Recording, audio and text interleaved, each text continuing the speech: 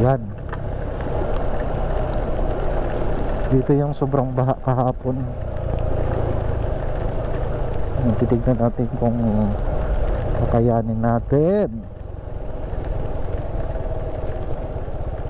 So I think kaya ito. Makakatawid tayo.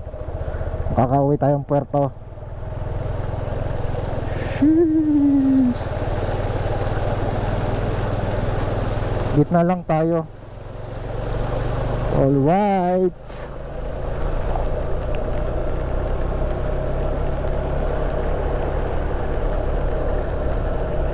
Sabi. So ibig sabihin kahapon kung nakita niyo yung tali na yun hanggang doon yung tubig, di talaga makakatawid. Sabi.